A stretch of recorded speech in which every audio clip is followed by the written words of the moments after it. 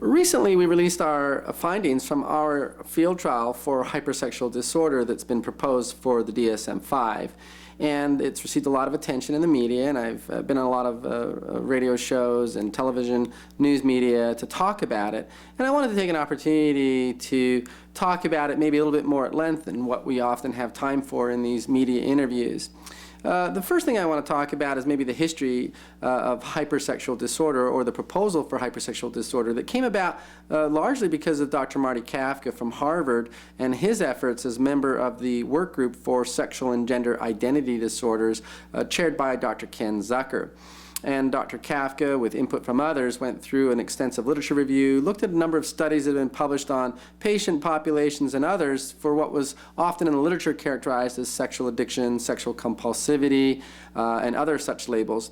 One of the reasons Dr. Kafka chose the label hypersexual disorder as opposed to sex addiction or sexual compulsivity is at this point, this phenomenon is still in its infancy, and we don't know whether it really is an addictive disorder and operates like an addictive disorder such as substance-related problems, or whether it's a compulsion or an impulsivity-natured type of disorder. So there's a lot of things that we don't know yet, and so really to kind of step back and say, let's just kind of describe it by its characteristics and let the research help us understand what to call it.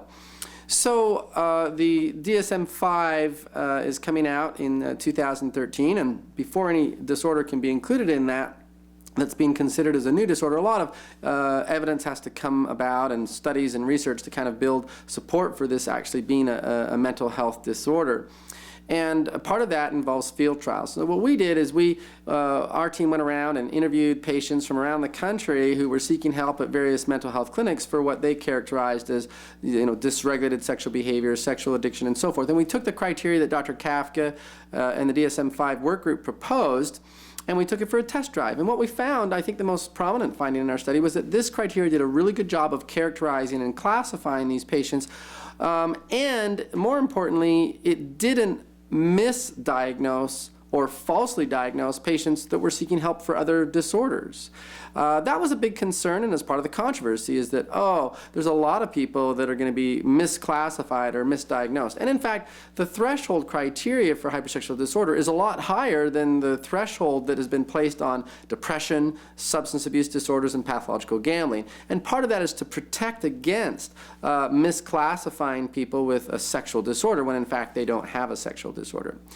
As far as the criteria is concerned for hypersexual disorder, it consists of a pattern of recurring sexual fantasies, urges, and behaviors that last at least a period of 6 months and can involve excessive sexual behavior, sexual fantasies, urges, often a pattern where people are using sex as a way to escape or deal with uncomfortable mood states like depression, or being used to cope with stress.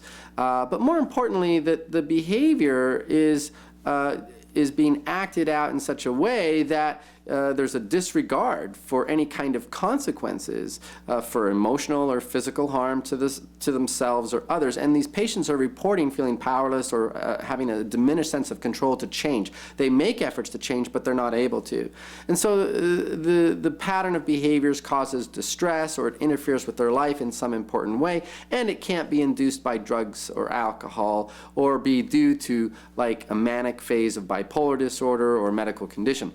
And so what we found was those symptom criteria really worked well in classifying and characterizing these patients.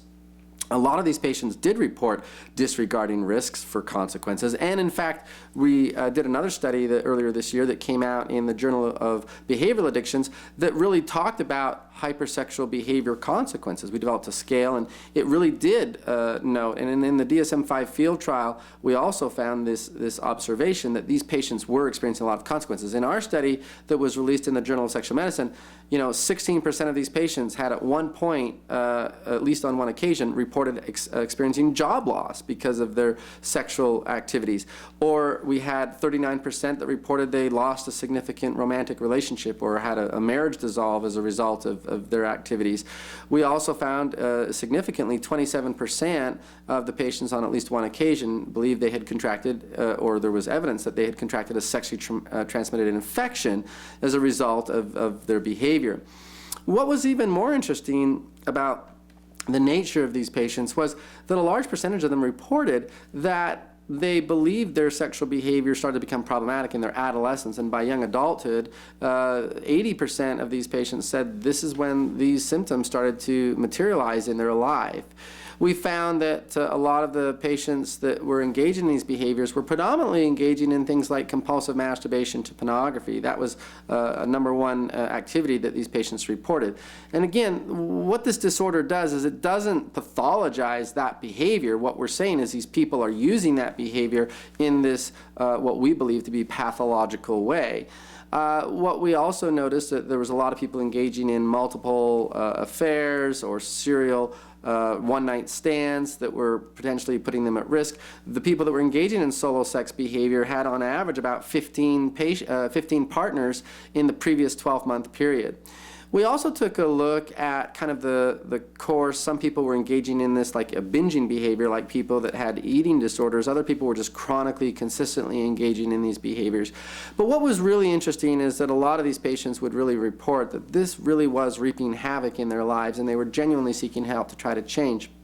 We had some patients that clearly said, you know, I used to have a drug addiction 10 years ago, and I'm using sex the same way I used to use drugs to kind of deal with problems, cope with stress. And that's really what the nature of this behavior is about, is this idea that people are using sex in a way that is causing problems for them and has consequences and is not consistent with what they believe is part of healthy sexual behavior.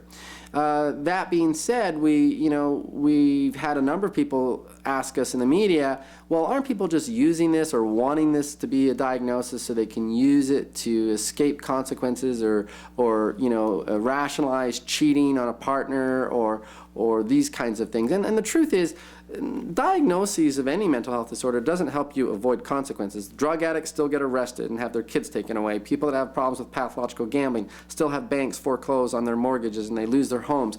And this behavior is no different. People that struggle with these issues still have the consequences. But what the diagnosis potentially could offer is a path for people to seek help and treatment, and for us as researchers to be able to do studies to understand what works, what doesn't work in working with this population. And so those are some really significant things that we believe have emerged in this field trial. And what we hope moving forward is that this study, along with other data, will be considered by the American Psychiatric Association as they make decisions about the DSM-5 that's supposed to come out in June of 2013.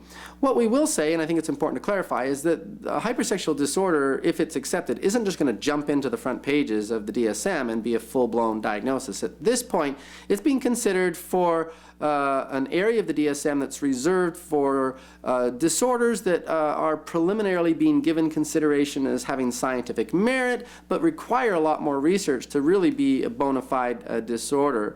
And so that's important to understand as we move forward. A lot of people in the media are saying, oh, it's a legitimate disorder, it's going to be accepted by the American Psychiatric Association, and there's nothing that is on our radar screen at this point that says that in fact will be the case. So those conclusions by some of the media are a little bit premature.